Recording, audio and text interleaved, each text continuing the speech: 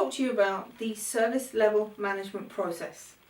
There are a lot of acronyms, TLAs, three-letter acronyms in Service Level Management, and I know that some of them can be slightly confusing, and I know that we have a tendency to use them all in different ways. So let's cover some of the acronyms we use in Service Level Management at the same time as going through a timeline of the Service Level Management process. So let's start off way back at the beginning of the story, when Business Relationship Management have been working with our customer to come up with a new idea for a service. They want to replace email. They don't like their current email service, so they want to replace it. So the first thing that Business Relationship Management does at the same time as working with Service Portfolio Management to input the idea into the service pipeline, and at the same time as they're working with Financial Management to compile a business case for that expenditure, well, at the same time that that's happening, what they're doing, Business Relationship Management, is compiling a very simple statement of requirements. In other words, this is what the business wants. Our customer wants the ability to send and receive email. And what Service Level Management does, once that business case has been approved, Service Level Management will take that statement of requirements and translate it into something that we can use here within IT, something that we can build on, that will help us deliver a service and deliver value to our customers. So we take the statement of requirements, which simply says I want the ability to send and receive email, and we translate that into a service level requirement by adding in service level targets. So the statement of requirements simply says I want the ability to send and receive email. The service level requirement says I want the ability to send and receive email 365 days a year, 24 hours a day, because we've added in the service level targets.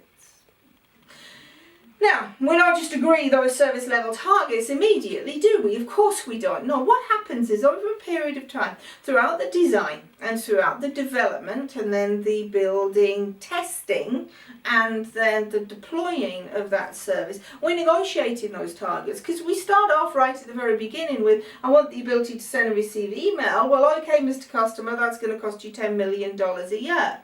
Okay, well, instead of 24 hours a day, can we have 23 and a half hours per day?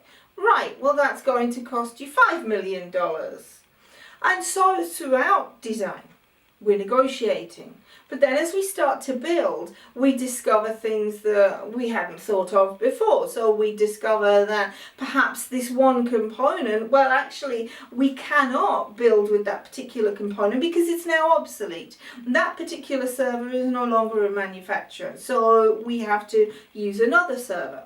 So again, we negotiate targets. And then as we get into the testing, well, as we all know, testing is there, especially stress testing, is there to enable us to ensure that, well, the service is not going to fail in the live environment. So we might need to add in more resilience. That might cost us more money, but that might actually have a favourable effect on our service level targets, namely our availability target.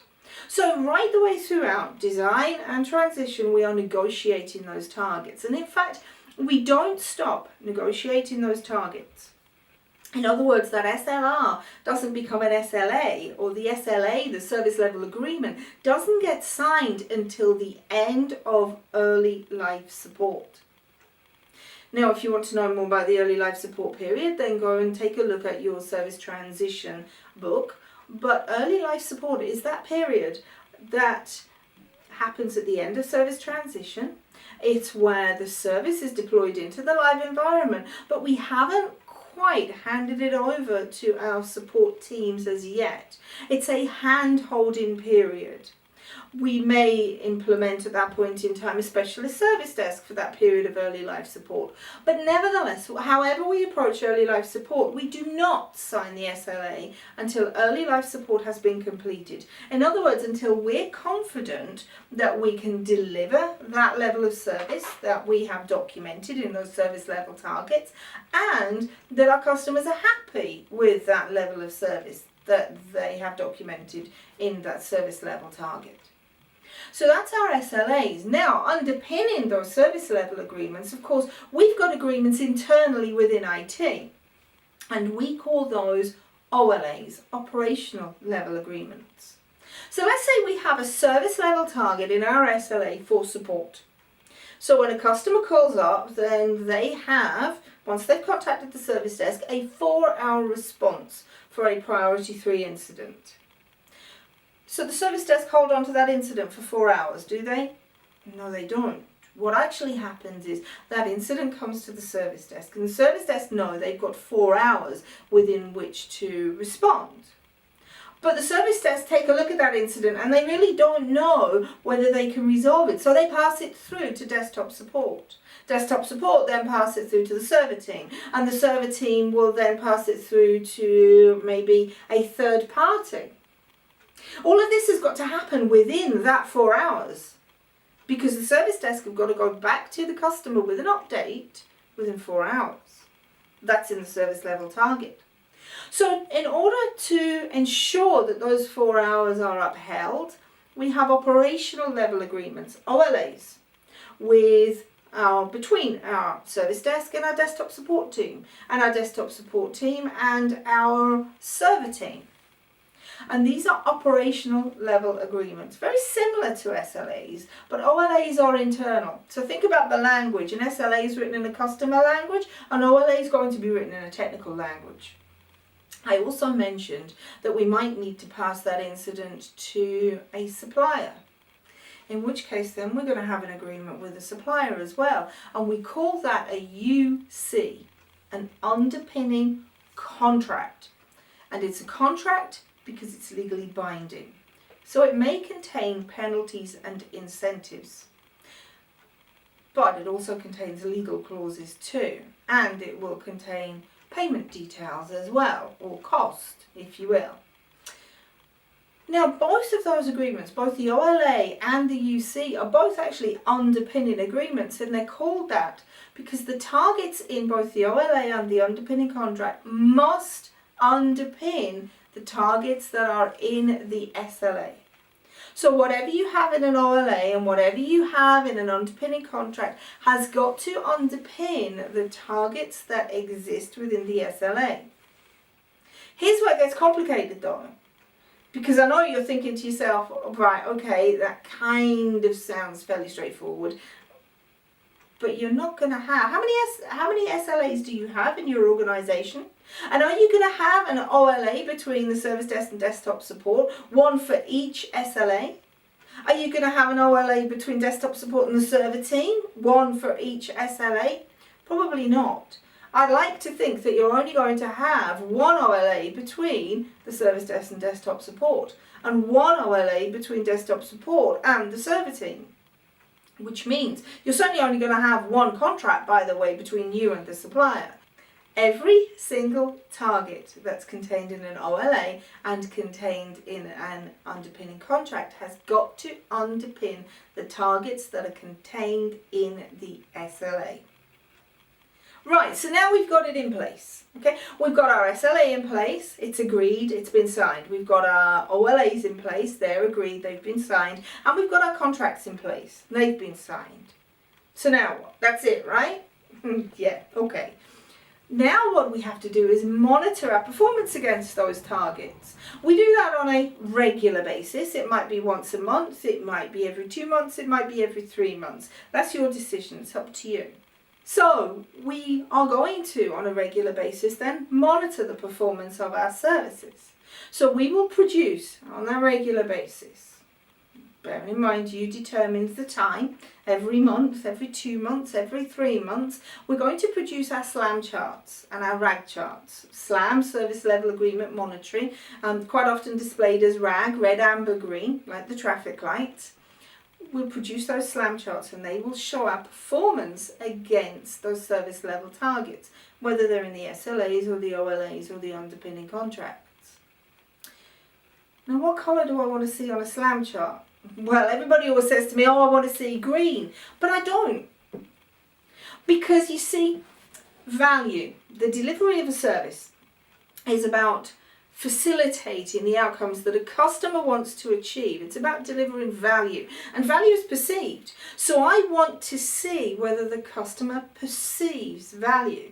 So one of my service level targets really needs to be my voice of customer, my survey.